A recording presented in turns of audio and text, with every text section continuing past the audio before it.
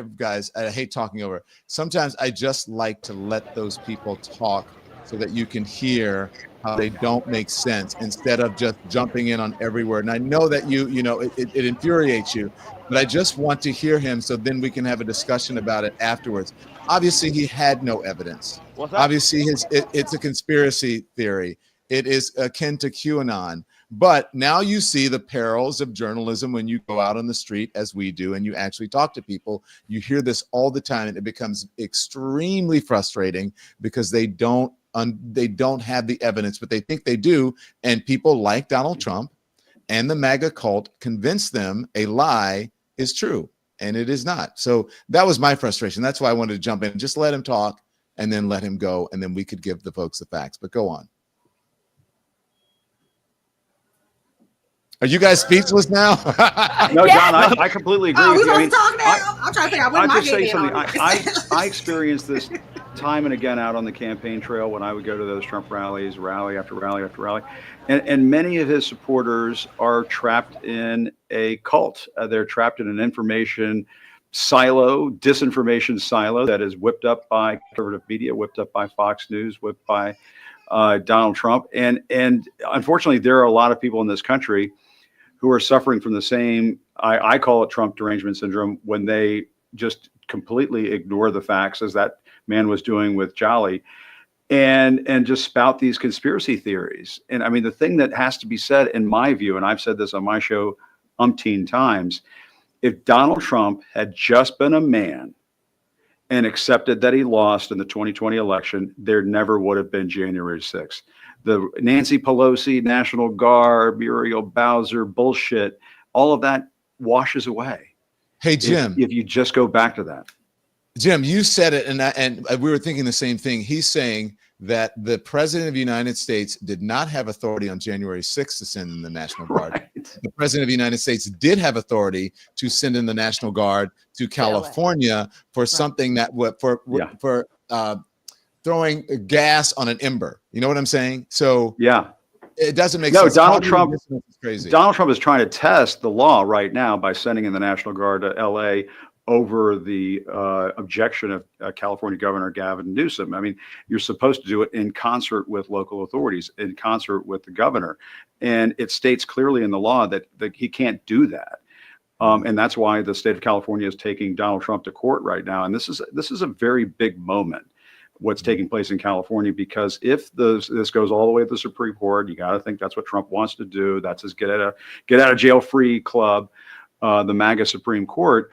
If they give Donald Trump carte blanche, like they did with immunity, if they give him carte blanche with the use of the military for domestic law enforcement purposes, folks, that is not the United States of America that I grew up in. It's just not. And it's very disturbing. If you listen to what that guy just said, even though obviously we know he's a wackadoodle and everything he's saying is provably false, the fact is, the reason it's important, some people say to me sometimes, Jolly, why do you waste your time on these people? Because those people are not few and far between. They're easy to find. I can come across them in rallies like this. I come across them at parades and Trump rallies. I've been to a lot of them. And the fact is, even though it's provably false, they're going to believe it. And you look at what just happened in LA. The mayor said, I don't want the National Guard, but he brought the National Guard in.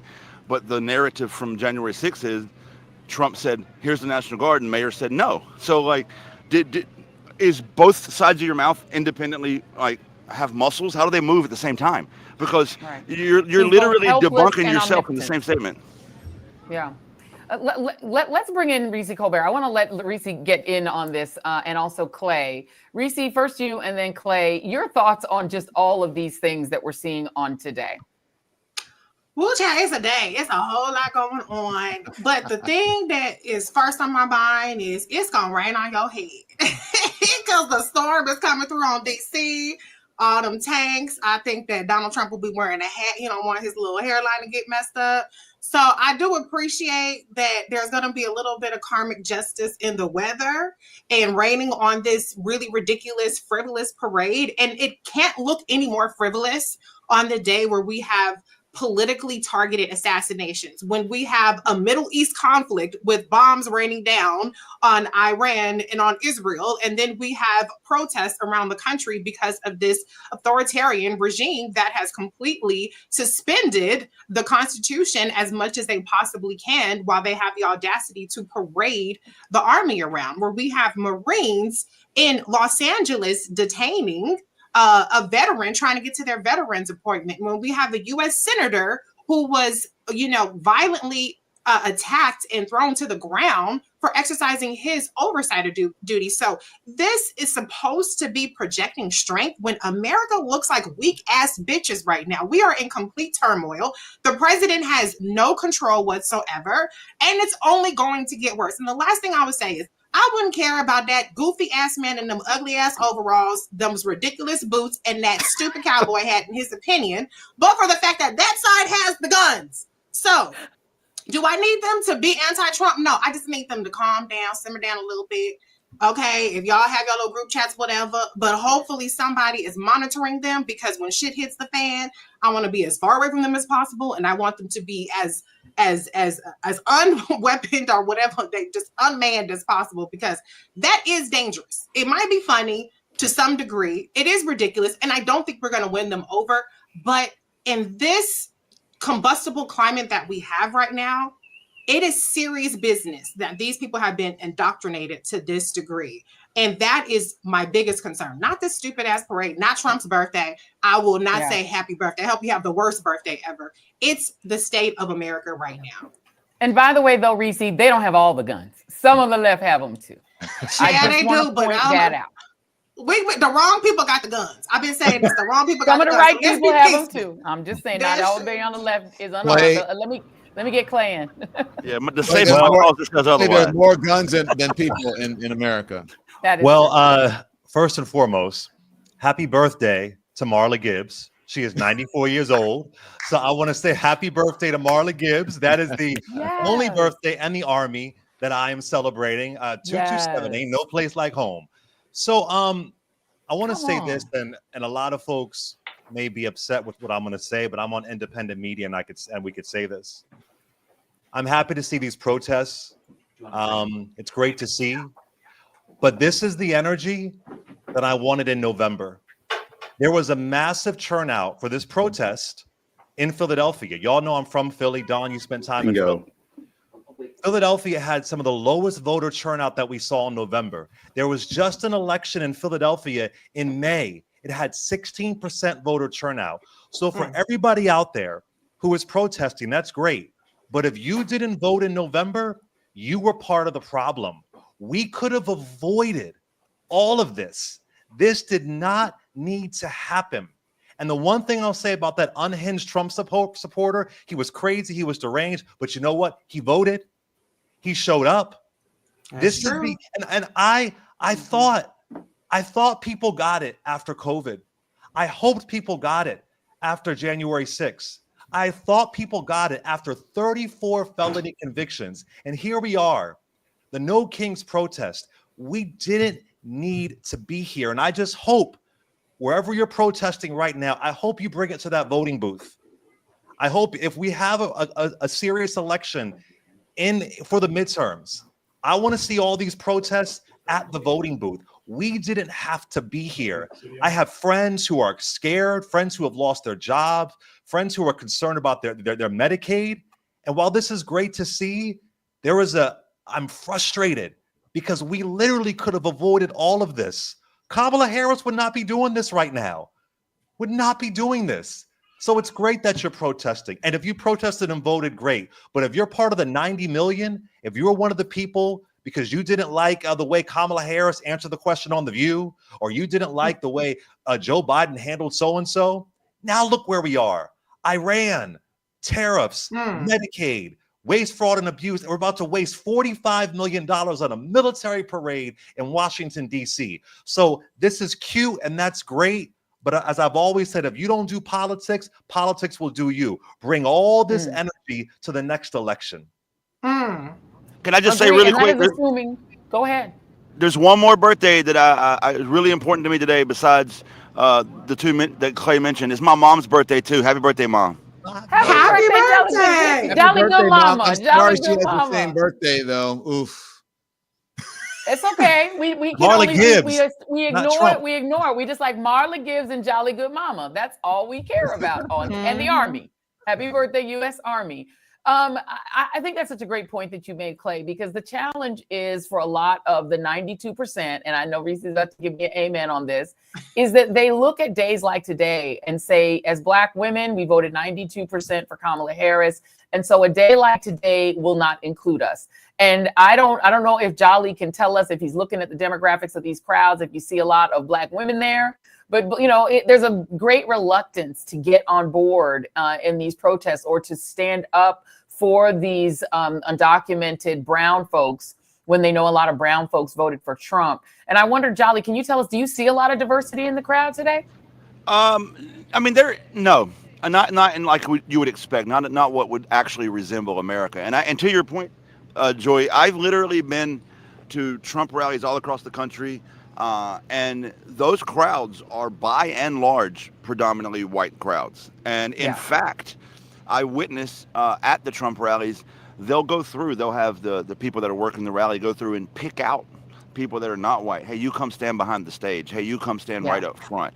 Because there's not enough diversity in the crowd for them to take the chance of it looking non-diverse. So they have to pick out the people that show up that's not white. Yeah. And so, Reese, when you look at this and you see that, you know, and I've had a lot of folks in mind when I posted that this live was going to be happening, I did get some responses that said, miss me with that. I'm not supporting these people. America made its choice and it had nothing to do with me. What do you say back to folks who say that? You know what? I mean, November 6th, 7th, whatever, I was like, y'all chose a side. Stand in and stand on business. Like, that's what y'all wanted. That's what y'all gonna get. Watch how it works out for you. So a lot of it is some I told you so energy. However, as a person of conscience, as a mother of a Black daughter, as a wife to a Black husband, this is something that very much concerns me. My citizenship is something that concerns me. The world my daughter gets to grow up in with climate change and all kind of shit. If she gets to still have bodily autonomy, you know, the police being empowered to have National Guard, Marine, all kind of people and shit now walking the streets. This is very much my fight too. Now I'm going to Erykah Badu concert after this. That's why I'm gonna hop off in a couple minutes. So it's not my fight today at this exact moment, but in theory, it is my fight. I'm not gonna, philosophically and politically check out because this country chose this path. What I think my charge is, and what I challenge Black women to do, who do feel disaffected from the choice that was very clear cut, is to hold those closer to you. Don't turn inward and don't turn apathetic, but at least make a difference in your community. It's a lot of people talk about what they ain't gonna do. You don't need an announcement. You can go ahead and be peaceful. You can go to the concert with me, clack your fan, have boots on the ground, go to your Juneteenth picnics. But what you cannot do is don't go to sleep, because before the Republicans stole Stay Woke, we had it because we knew what was at stake. And so there is no comfort that anybody should feel. Black woman, Black man, any race, creed, anything. There's no comfort anybody should feel in the state of this country right now. You can mind your business all you want to, but Clay just said it. Politics is going to do you. And Black women have been on the forefront, and many of us still are. So I just want us to understand that as much as rejection that we felt, as much vindication that we feel for everything we warn people about happening, we still have to at least stay woke. Amen. Amen. May I just add? Go ahead, Clay. I completely agree, but I also want to add, when we think about the 92% number, that's the number of folks who came out to vote. But in Philadelphia, in Detroit, in a lot of areas in the South, what it appears early on is even our voter turnout numbers were way too low. And yesterday, I was working a panel with Jasmine Crockett for the late a documentary on Barbara Jordan. And I think about, she was the first Black woman elected to Congress from Texas. And I think about the sacrifice that she put in and the advocacy that she put in. So I want us to show up, not to save democracy, to save ourselves. I was in Philadelphia the day before the election, speaking at the Community College of Philadelphia, where I once attended, and I said, something's wrong here. Something is wrong here. I was texting you, Reese. I said, something's going on. So I want us to also understand that these things are going to have an impact on us. And whether you're out there or not, if you didn't show up, if we have an actual election next time, I really hope that people get what's going on right now. I have friends, we're in Pride Month right now. I have friends in the Black LGBT community. You may have saw it too, Don. He said, oh, I'm not going to vote for so-and-so because of this. I'm not going to vote for so-and-so because of this. Look look, the Supreme Court. I mean, everything is on the line, and we didn't have to be here. Now, the 92%, the Black women and Black men that did show up, that's beautiful. But I want us to care in Texas. I want us to care more in Mississippi, in all these areas where we have so much power. And I want us to capitalize on the power that we have. Yeah. Well, and you're can I right. just add one quick more thing? Yeah, You know, one quick thing. You're super right, quick. Clay. Yeah, well, you can add it, but let me get this, and I want to respond to Clay, and of course you can finish. You're right. And when I spoke to the folks out there, a lot of people were saying, I voted for third party, or I'm not going to vote at all. I'm not going to do this. And I'm like, are you out of your mind? Sorry, Reese, go ahead. No, I just a lot of Black people, I feel, and we're on Sirius XM, so we hear people call in all the time. A lot of Black people feel like this is more of the same. And that's why they feel like, well, we've been through it before, we'll get through it, we already know how this goes. This is not more of the same. This government is being dismantled brick by brick. So the things that our ancestors and people who are still with us today built to protect us so that we get to the point of comfortable where we felt like, well, we voted, that's all we had to do. When the people a couple decades ago, that wasn't all they had to do. They had to do a whole lot more. It is not more of the same. It is more dangerous than any point we have seen in our lifetimes. So this isn't just the same old racist America, the same old America where it's rigged against Black people. It's not. When they are dismantling, our healthcare, they're dismantling our civil rights, they're dismantling the programs that keep people housed, that put food on people's tables, people who work hard, people who have no capacity to get the money to afford these things any other way. That's not more of the same. When COVID happened, the government got in, they said you can't kick people out of their homes, whether they're renting, whether they have a mortgage. They said you get more unemployment. They said, okay, everybody gets free shots. That shit is over. That's gone. That's done. This administration has no intention of doing what the government has always been there for people, maybe not to different degrees, to do, to protect people from its own doing. So I just want people to understand this is not more of the same. This is not, I'm not saying it's not, it hasn't been worse in the past, but what they're marching down with Project 2025, 42% done according to Project 2025.observer, is not more of the same, people. It's not. That goes for Black people and everybody. Amen. Reese and Clay, thank you guys so much. Make sure you catch their show. Tell the folks where we can get you guys. I'm over at Clay Kane. The Clay Kane show airs every Monday through Friday at 12 p.m. Eastern Standard Time. And pre-order my next book, Burn Down Master's House. It's really relevant for right now. I'm burning it down. Okay. Yes. And Amen. I'm Reese Colbert on socials. I have the Reese Colbert Show. It just aired before I got on here. That's Saturdays on Sirius XM Urban View. I'm on Clay's show Tuesdays and Thursdays. Roland Martin on Thursdays as well. And my new game, Am I Tripping? Am I Tripping game is for sale right now. Okay. Thank y'all for having us. Yes. Thank you very We love much. y'all. Thank you both so much. Really appreciate it. Don, we got 2 more guests coming up. You want to intro them or shall I? No, go for it, Joy. Okay, well, let's bring on Margaret Wang, and she is the current president and CEO of the Southern Poverty Law Center, very relevant on today. And our dude, Ellie Mistal. I take personal credit for his hair being as it is. He did try to cut it. He'll tell you the story separately. But thank you both for being here. I want to start with Margaret. Hi, Thank you so much. Hi, I know y'all have Ellie. been backstage a minute. Hi, Margaret. Hi, Ellie. Welcome. Hi, guys. How are you? Hey, y'all. Good to be here. Margaret, talk a little bit about the context that we find ourselves in today. We did see tragic political assassinations in the state of Minnesota this morning, and then we will close this evening with a Kim Jong-un style birthday parade for Donald Trump with tanks rolling in the streets of America. Your thoughts?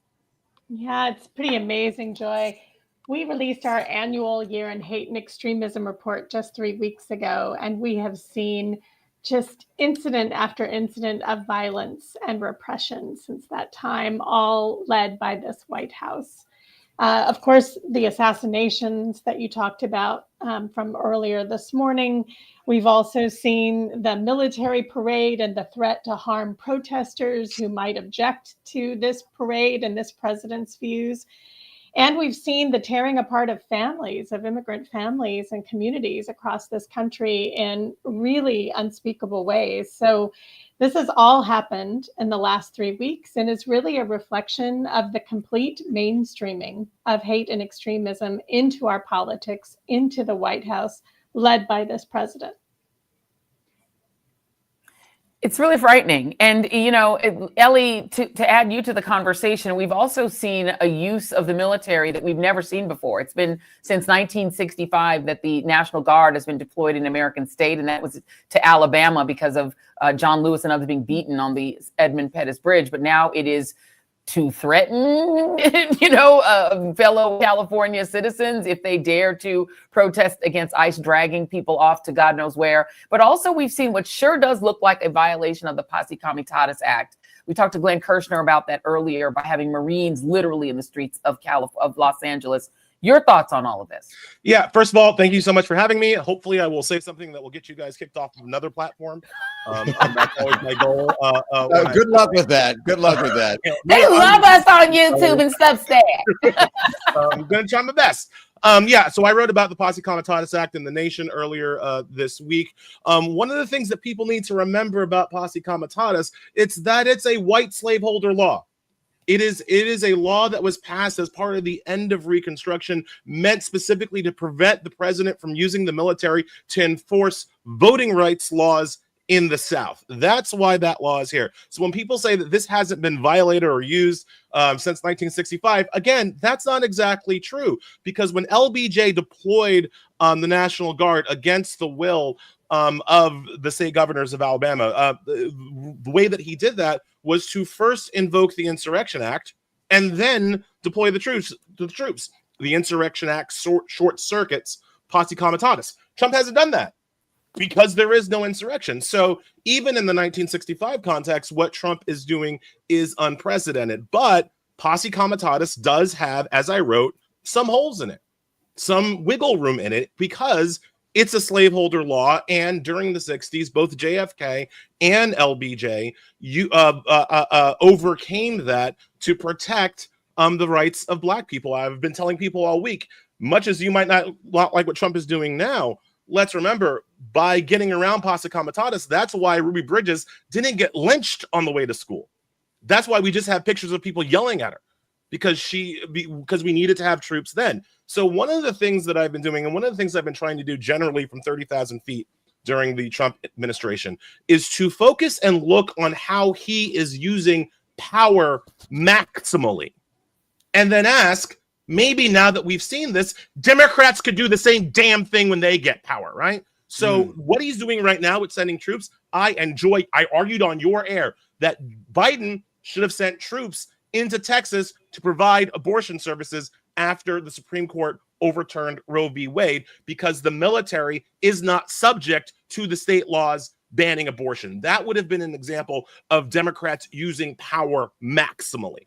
So that's an example of what we're seeing here. Trump always uses every shred of power and then some, every inch of power and then the full mile. He always uses everything he has to the maximum effect. Now, from my perspective, it's a horrible effect.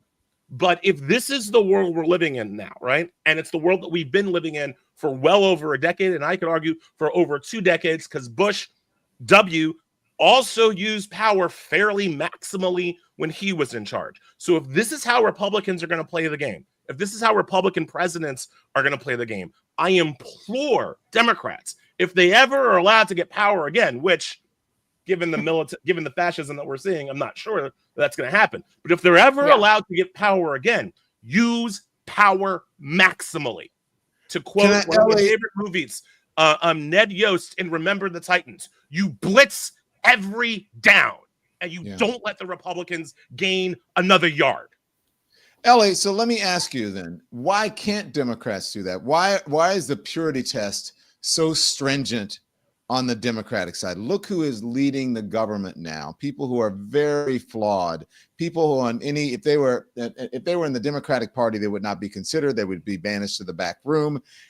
But some of them, let's be honest, they're the loudest and the strongest voices for their party, whether you agree with what they say or not. Why don't Democrats do that? Why can't they learn their lesson, Ellie? Oh, Don, because if we did what they did, we'd be no better than them.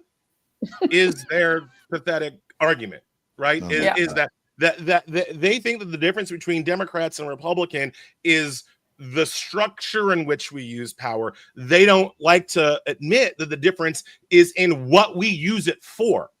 So the Democrats don't want to use every shred of power that Trump is willing to use for better means. They think that it's the use of power itself that is the bad thing, because they don't like getting into these arguments where Trump can say, well, I'm just using this to hurt people that most of my supporters hate, right? And so they think they're going to lose that argument. I'm saying we should lose power to protect the people that we like, to protect the people that need protecting. That's why we should be using the power. That's why I brought up the abortion example. Don't send troops to face stomp protesters. Send troops to provide medicine. That is a Democrat maximal use of power. And that makes the Democrats not like them, even if they're using the same levers, right? LBJ sent the troops not to bust the face of John Lewis, to protect John Lewis. Right. That's the difference between Republicans and Democrats. But Democrats have decided that the way they play the game is the difference, as opposed to what they're playing the game for. And that is why the party fails. Can I ask you, Margaret, because I know you have short time, but I want to make sure that I get you in here, because what we've seen in Minnesota is exactly to the point that Ellie is making. Democrats, including the governor there, just made a massive compromise that people on the right in right-wing social media are trying to use to shove off this shooter onto the left. Because one of the people that was killed, the woman who was the former Speaker of the House, voted with Republicans to repeal a law that allowed undocumented people in Minnesota to gain access to Minnesota's version of Obamacare.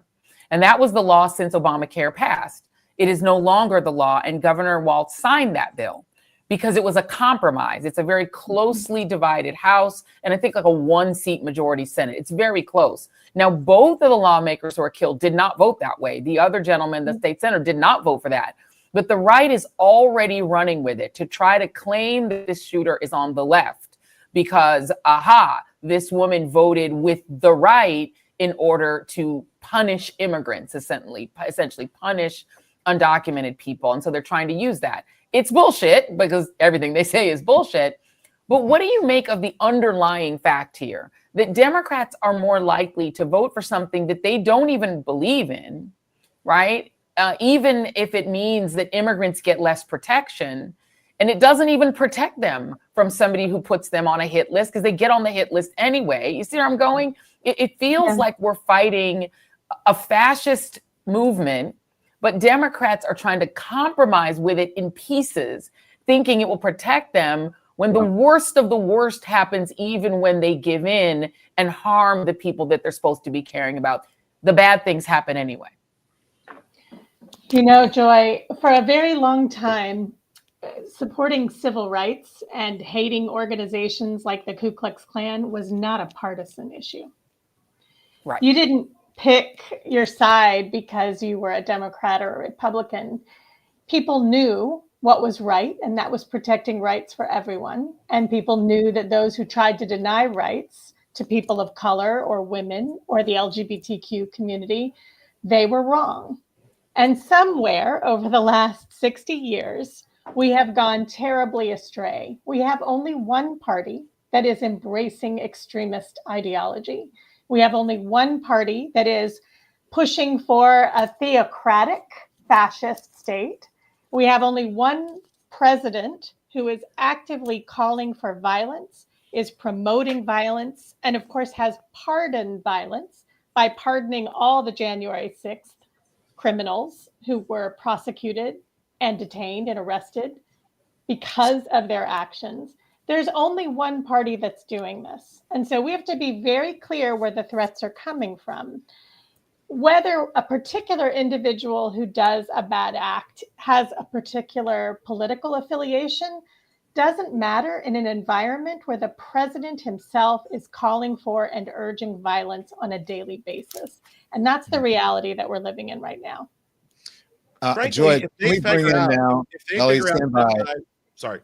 I If just they want to figure bring out- someone in, and then I'll get you. I want to bring in Ezra Levin, who is in the waiting room, and I just want to bring him in. Ezra Levin. Oh, I don't want to stop Ellie from. I want to hear what Ellie was going to say. Oh, Ellie, Ellie's gonna go right back to it. I just wanted to bring you into the conversation. Go ahead, Ellie. Hi, Ezra. I was just going to say, if they find out that the shooter was a Republican, are we sure that Trump won't pardon them? No, Are we're we not sure of anything he'll do. That Trump won't pardon a shooter who shot Democrats on purpose in this world? We don't know. And I will note just really quickly, so I can just bring some news, since we're keeping y'all updated on everything that's happening in the country. Neither one of my producers just sent this to me. Texas State Capitol was evacuated after a credible threat toward lawmakers, and there was a credible threat ahead of the planned No Kings protests that were meant to be held Saturday in Austin. The Texas Department of Public Safety evacuated the Capitol. There were no further details, but we do know that several Texas lawmakers and members of Congress were scheduled to speak at that protest in Austin as part of the No Kings protest. So we're seeing already the reverberations from what happened in Minnesota. Ezra, go ahead. Look, this is a president that instigated a violent attack on the Capitol, and given the first opportunity, pardoned those violent insurrectionists at the Capitol earlier this year. I think it's no surprise to us that this guy is not somebody who embraces peaceful participation in the political process. But what we know from the fight against authoritarianism worldwide is there is only one effective response to chaos and political violence, and that is broad-based, ideologically diverse, geographically dispersed, mass, peaceful people power. That's what works. So it is our responsibility in this moment to see that chaos and meet it with overwhelming, peaceful, organized, effective protest. And that's what we're seeing all over the country today with these No Kings protests. You think this will be I would effective? just add, Oh, go ahead, Ellie. No, Ellie, go ahead. I would just add that it needs to be sustained, right? Yes. One of the reasons why the Black Lives Matter protests in the summer of COVID were so effective until Biden won and then didn't pay them back. One of the reasons why they were so effective was because they lasted all summer. Yeah. It's because when people need to know that it's not enough to go out on one day on one weekend. You have to show up again and again and again and again and again. And it's the grinding of the protests that really start to have political winds change. We see it in every successful movement. It's not just one day of action. It's months of action. 100%. Look, a protest is a tactic. It is a tactic. That is not how you accomplish your goal. A tactic should fit in within a strategy, and the strategy is how you achieve your goal. And you are exactly right, Ellie. We need persistent engagement at the grassroots level from now until our democracy is secure, which isn't coming this week. It's not coming next week. It's going to be sustained over a long period of time. I will say this isn't our first rodeo. On April 5th, for Hands Off, we had then the largest single day of protest in 1,300 communities all across the world. Today, we were in 2,169 across 20 countries. So we are building a muscle. The movement is growing every time we show up and bring in new communities. We've just got to, I agree with you, Ellie, we got to keep on building. Jim Acosta, your thoughts on all of this, and do you have? I want to let you weigh back in. Uh-oh, do we still have Jim? Are you there? Jim, can you hear us? Can you hear us, Jim? You can't hear us. Uh-oh. No, I don't think he can hear us. Ezra, let me ask you this question. First of all, how did you get London to get involved in No King's Day? I mean, they literally have a king. What is happening?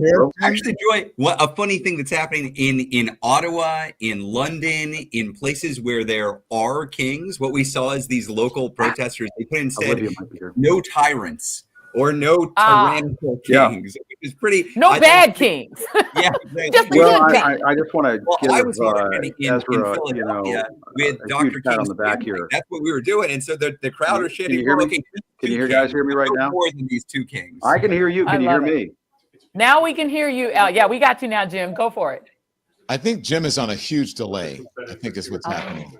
I think he needs to dial back in. So let's yeah. Let's put Jim in the waiting room and let him dial back in because I don't think we got him.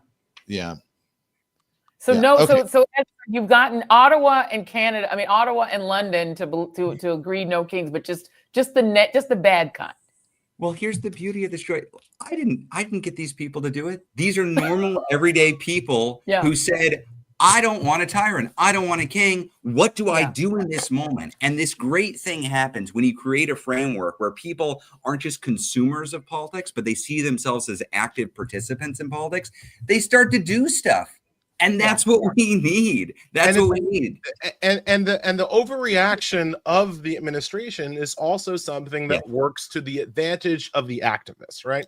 I was in Brooklyn the other day, and I said to a crowd of predominantly white folks, don't forget that the kind of dumb, intemperate, racist, stupid white man that Trump is exactly the kind of white man Martin Luther King was looking for. That's exactly that. Trump is just Bull Connor 2.0, right? And there is value. There is dangerous. It's dangerous and it's frightening, but there is value from an activist perspective of going up against the government that is inclined to overreact violently to your peaceful protests. It is what turns, to go back to something that Clay was talking about earlier in the previous segment, it is what turns those 100 million people who sat on the couch. It's what makes them understand that they have to choose a side. Clay was kind of saying, like, if you are protesting but you didn't vote, that's a bad job by you. I am sure that everybody out there protesting today voted. I am sure of that. Protesting is the harder thing to do than voting. I'm sure most, 90% of them showed up to vote. It's when you see these protests and when you realize that you're sitting on the couch isn't allowed anymore, because now you have to choose a side. That's what worked so well for the civil rights movement. That's what worked so well for the gay rights movement, right? Once when the racists and the supremacists start violently overreacting, that's what gets people up off the couch, right? So that's it. I hate to say that because I'm not putting my black ass out in front of the tank, right? Like, right? Like that is not my highest best use, but there will be people who do that, and there will be martyrs made in these moments from this violent, aggressive president, and that is also part of the reason why fascists overplay their hands, because they go straight to the violence and straight to the oppression, and it's what helps these movements grow even larger.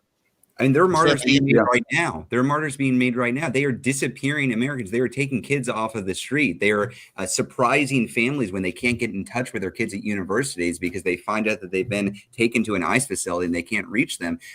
Trump is overplaying his hand right now, Ellie. I think you're exactly right. One of the reasons we saw the protests today be as large as they are is because people are talking about the overreach. So for those of us who are fighting for democracy, this is an opportunity, because folks who before maybe even might have agreed with elements of Trump's immigration policy, or maybe were interested in blowing up the system because they don't think politics works, right now they're being turned off. And it's our responsibility as organizers to welcome them into this movement and say, great, you weren't with us before, but you're here now. Let's build together. Jim, can I ask you a question, Jim Acosta? I want to ask you really quick about the media's role in this, because I think one of the things that when you talk about how that Ellie mentioned the regime goes too far and fascists go too far, I feel like they messed up on LA and they messed up on California. While we were there, it only takes about 10 minutes of being in Los Angeles yourself as a journalist. Do you guys remember that time when it was, and unfortunately it was an NBC News reporter, was supposed to be reporting on a flood? I can't even remember her name, the poor young lady. And she was standing in about 3 inches of water, and when you zoomed out, you realize, ooh, what she was doing is kind of bullshit, right? It was embarrassing, but it's like the media, it keeps playing the same picture of the same electric vehicle burning and that one guy standing on top of a car, and they just keep. And then if you watch it long enough, you're like, oh wait, that's only this. You're showing the same footage because you go 3 blocks from there and there's nothing happening. And meanwhile, you've got the ICE agents from this regime in the parking lot at Disneyland, to the point where that's getting out. There's no gang members in the parking lot at Disneyland, just tourists. And so as they start to overdo it on LA, do you think that might finally trigger the media to go, okay, this is bullshit? That was Michelle. Yeah, Kaczynski, it's a great question, Joy. Honestly, for CNN as well. That was Michelle Kaczynski, who worked for NBC. Yes, ended up working for Michelle Kaczynski. CNN as well. But go ahead, Jim. And I want to ask you a question. I want to talk about California too when you're done, Jim. Go ahead. No. I mean, the thing I was going to say is, listen, what Joy is saying is absolutely right. It's the curse of the cable news control room. It's sort of like, well, what do we go to next? Let's throw up some wallpaper video of a Waymo on fire. Right. And the message that is sent out to the country is that, oh shit, all of LA is burning to the ground. It's Rodney King all over again. For Christ's sake, people, get a hold of yourselves. Try to report the news as it is happening in the world of reality.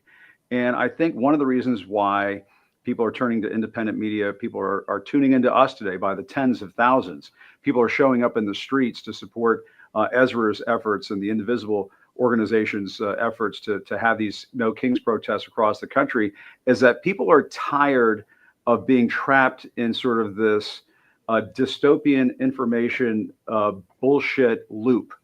And what people want right now is the truth, the fucking truth. And the fucking truth of the matter is that Donald Trump is trying to be a dictator in this country, and we the people are not going to take this lying down. We the people are going to stop him, and we're going to do it in part by giving people the truth. And I have to, I'm sorry, pardon my language. Perhaps it's been a long day and it's getting a little salty in here, but you know what? Sometimes people need to hear it. And my attitude is that when free speech is under attack, the solution is more free speech. And I want to give a huge pat on the back to Ezra and his team's efforts today. I mean, I was out there earlier this afternoon, right out in front of St. John's Church, and it looked a little chippy out there. I was concerned that things were going to go sideways, and guess what? It didn't. And people were heeding the warnings that the last thing you want to do at this point is do something that plays into Donald Trump's hands. And I think people are wising up about this, and it's exactly what Ezra was saying a few moments ago. This is a marathon. This is not a sprint. Donald Trump is not going to be deposed today. He's not going to be dethroned today. But you're absolutely right, Joy. A big chunk of this, a huge, massive chunk of this, it's the reason why people are flocking to Don, flocking to you, flocking to independent media sources, is because they are fed up with what's being spoon-fed to them by these corporate media outlets that let's be really honest about it. Donald Trump has cracked the code to hurt them and to put them under his thumb. And people are figuring it out. And I think that the truth is coming out, Joy. I really do think it is. And it's one of the reasons why you're seeing people out in force today, because they know what the truth is. They're wise to this. They understand what the stakes are. And what Clay was saying earlier is right. Yes, people should have voted more. They should have been on the couch and so on. But, it's that old line from Jurassic Park, nature finds a way. That's right. And I think people right now are waking up to the reality of the situation that we're in. And we're in it for the long haul here, folks. And Donald Trump has laid the mousetrap. He's laid the trap out in front of us. He's hoping we'll spring the trap. But the problem for Donald Trump is we went through this with him the first 4 years. We saw him lay the traps the first 4 years. We're smarter now. We're more sophisticated now. We're on to him. We're on to Donald Trump. We're on to him. And so the trick is, I think, over the next couple of years, is just to continue to be smart, work together, mobilize, and continue to bring the truth to the American people. I'm a little bit more cautious than you guys are, and not quite as optimistic. I'm a glass half full person. My glass is half full. I cut my camera off to go get a glass of water. But let me just tell you why, because I'm out in the streets a lot, and I go out and I talk to people.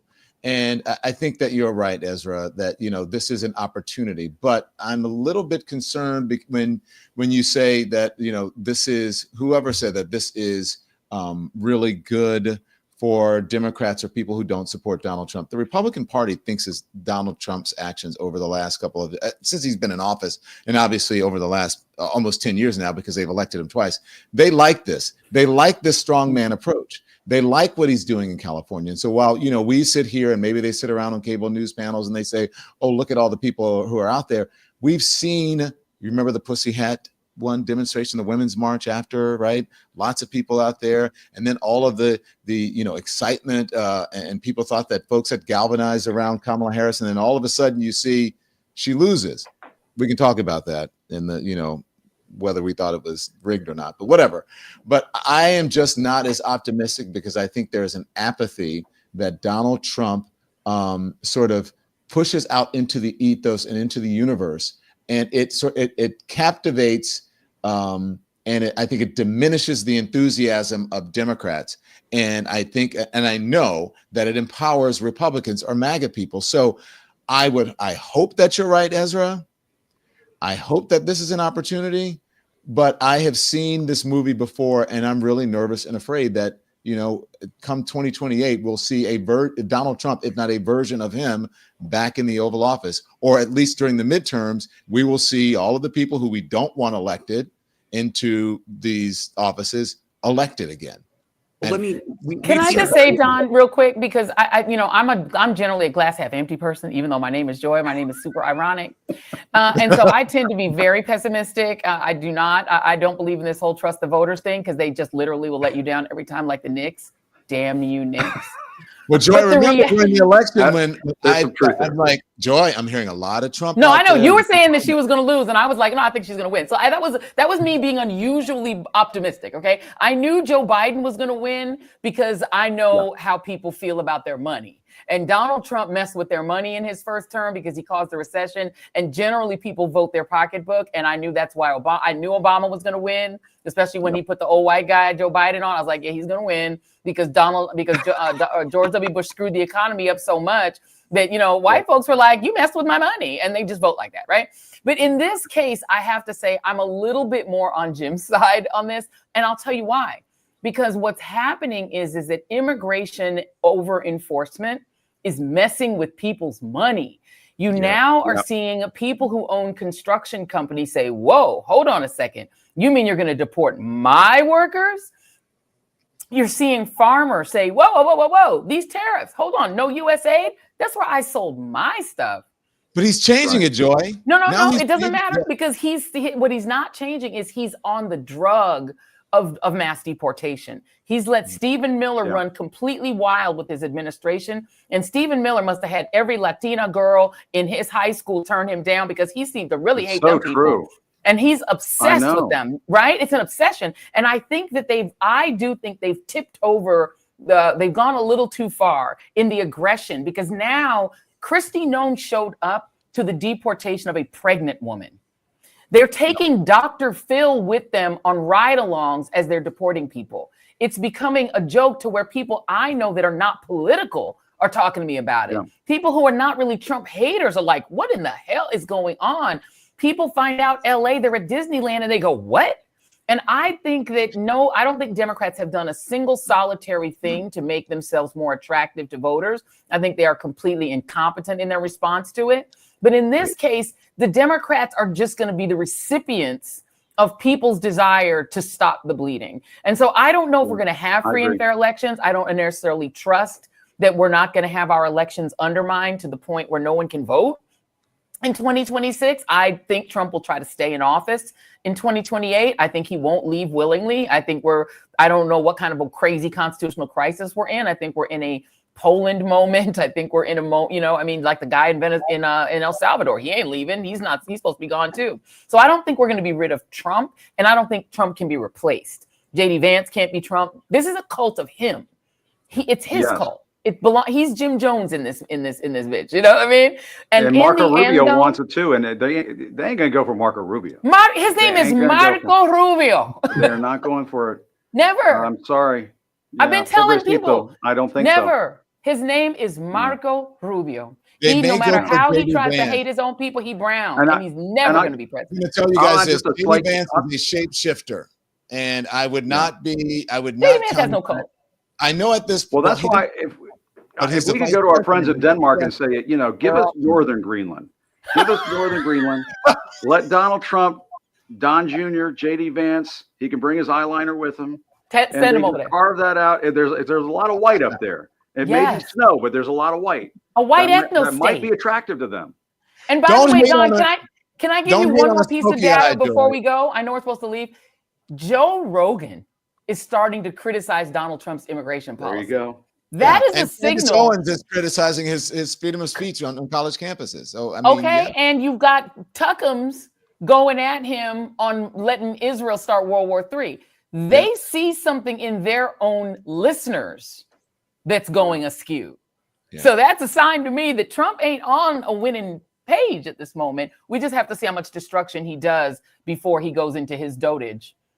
Fully. Can I play something? I want all of us to respond to this because I like hearing from the people, okay? And so I'm going to play some things that you guys have talked about in all this discussion. I'm like producing in my phone here. I mean, everybody's like, why is Don not talking? What's he looking at? So this is a man from a family from California that I want you guys to listen to, okay? Here it is. How do you guys feel about what's happening with the protests in Los Angeles? Well, first of all, it breaks your heart. And then you come outside of Los Angeles and you see what people are seeing on the news and how it's not reflective of what's really happening. Somebody just poked the beehive and made it what it really isn't. It's very ingrained community, and so it just breaks your heart, and it's unnecessary. What do you mean poke the beehive? Who did that? The administration, Donald Trump, Stephen Miller. There was no reason to go in there and do that. Yanking families apart, tearing cities apart. It's bad for this country. It's bad for all of us. What do you think about what your dad said? There you go. I 1000% agree. It's awful. Was there any reason to send in the National Guard or the Marines? Zero, none. It made everything worse. It made people panic. It makes the country turn against LA. There was absolutely no reason to do that. That's what I mean by poking the beehive. He just stirred everything up for no reason. Thank you. Yeah. Nice to meet you.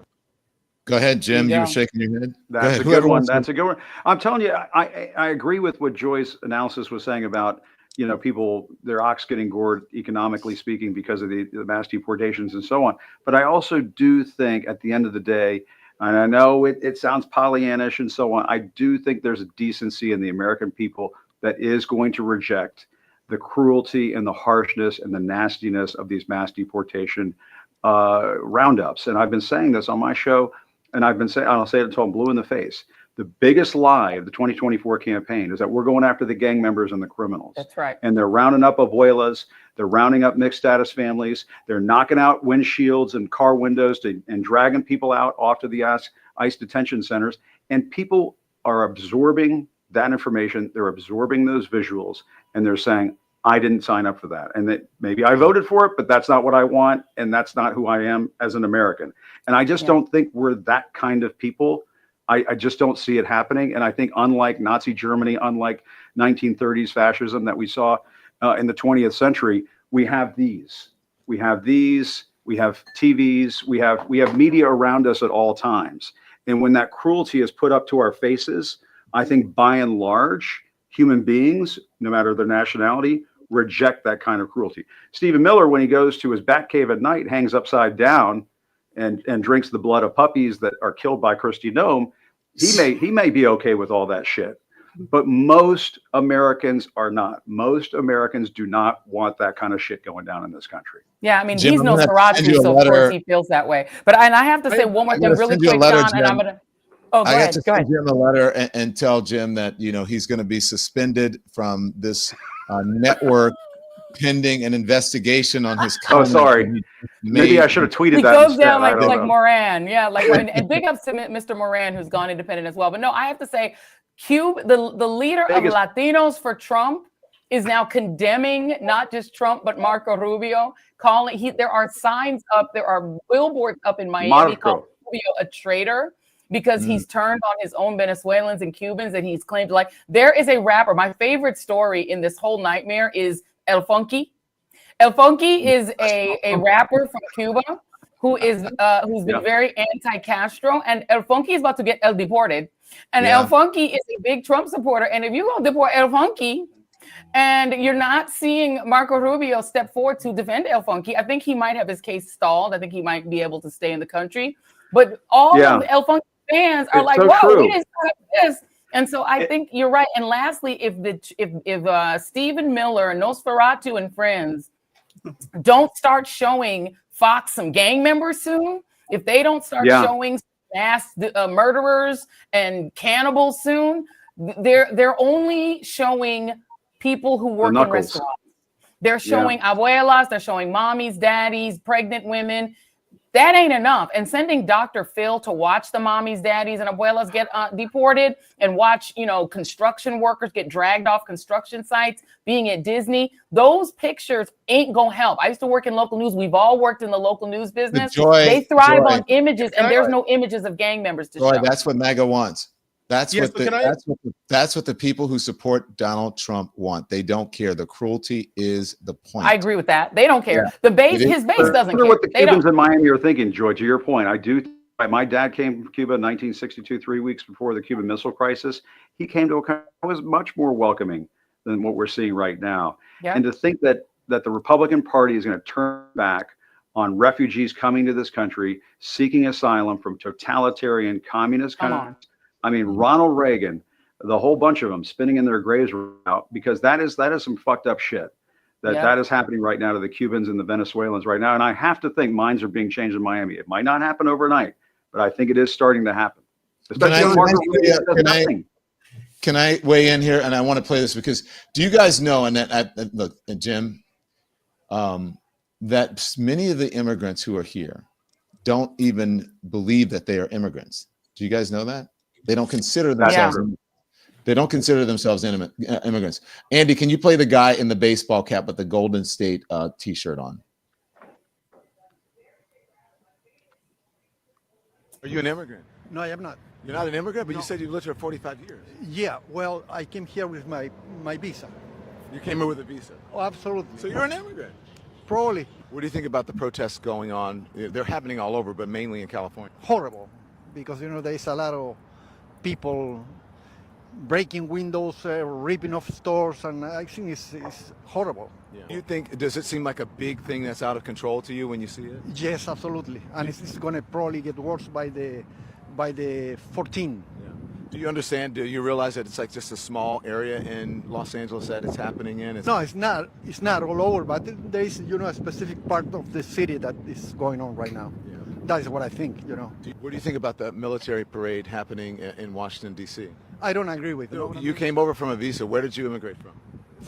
From Chile. Why not Chile? I love my country, but, I'd like to be here much better than Chile because there's more action here. Yeah. You know what I mean? Also, we have the right to protest here, which is why it may be desirable for you to come here. Probably, yes. This is a very difficult situation. There is different viewpoints from people, Could you protest in Chile like that? Yes, you can, and there is a lot of nasty protests going on in Chile very often, which I don't agree because they just destruction, you know what I mean? Why are the people protesting in Chile? That's why. Because the politicians, they are most corrupt politicians everywhere you go. So corrupt politicians everywhere you go. Sure, everywhere you go. I've been in France, I've been in London, in Spain, and everywhere is the same story, But that's why people are protesting here as well. Maybe, yes.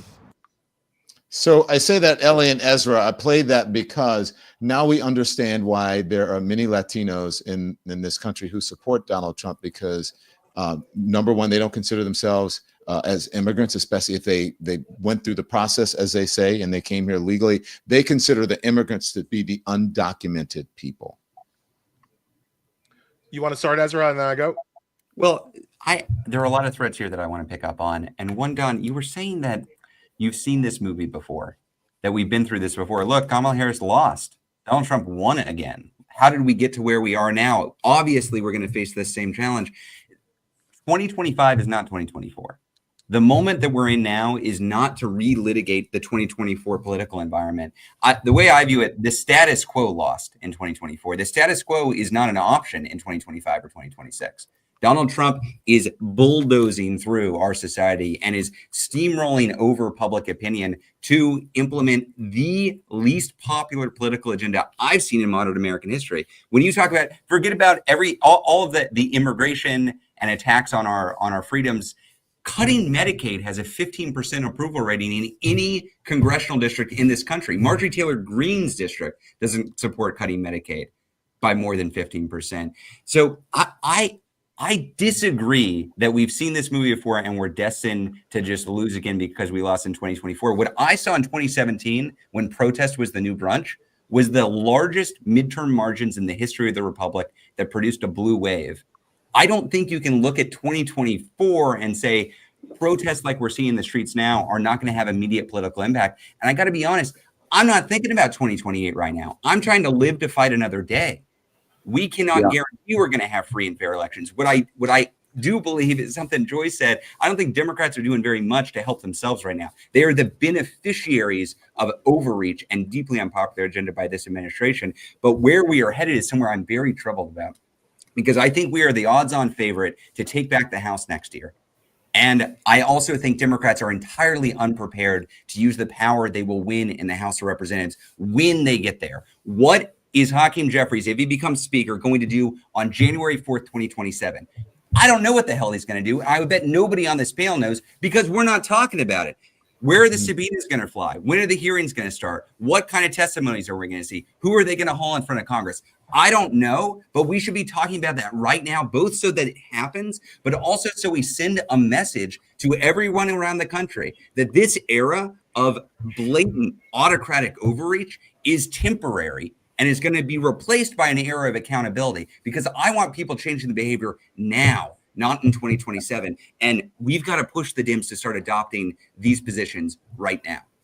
So I agree with Don in that I absolutely think that the violence and the authoritarianism is what Trump's people voted for. They are thrilled. They articulated when he sends in the military, when he sends into the Marines, when they crack skulls. This is what those 77 million people voted for. And it really is a situation of promises made, promises kept. He promised he was going to run. He was going to govern like an authoritarian bully. He is governing like an authoritarian bully. And his people clap like seals every time he does it. So I look at 77 million as the bar. We have to get over 77 million. Trump, I do not operate from the perspective that Trump is ever losing votes. I only operate from the perspective, can we gain enough votes to overtop the votes that he has? And I see Ezra shaking his head like, I would hope that he's losing votes, sure, but I'm not strategizing around Trump losing votes. I'm strategizing around getting more votes than he already has, right? And that brings me to my second point about the utility of these protests and the potential utility of Trump's violent overreach, right? I was at an event earlier this week, and a person said to me, you know, that kind of classic you're in public event, oh my God, Ellie, everything's so terrible. I feel like I just want to jump off a bridge. And I was like, don't jump off a bridge. If you got that in, you lay down in front of a tank. Because that's actually what make your death useful, if that's where you are in your life right now, right? Because that is the kind of energy that we're kind of seeing today, that we've kind of seen in the past, as Ezra was talking about, and Trump's overreach might make us see that more and more and more and more. And when you look at how authoritarian regimes fall, what Ezra was saying, they always fall through massive protests. He's exactly right. Massive power of the people protest, but they also fall for another reason, and it's something that I've said ever since Trump was reelected. It is easy to inspire people to violence. It is easy to get people to hate and get people to be willing to punch their enemies in the face. Trump can do it. Quite frankly, the Democrats can do it if they could get their head out of their ass long enough. They could do it too. But the thing that breaks regimes is when people are not just willing to fight, they're willing to die. It's when you've got those protesters in Selma that are willing to die for it, not fight, not go, you know, everybody wants to get in the boxing ring. No, these people were willing to lay down their lives to stop the fascist regime in the South in the 50s and 40s and 30s.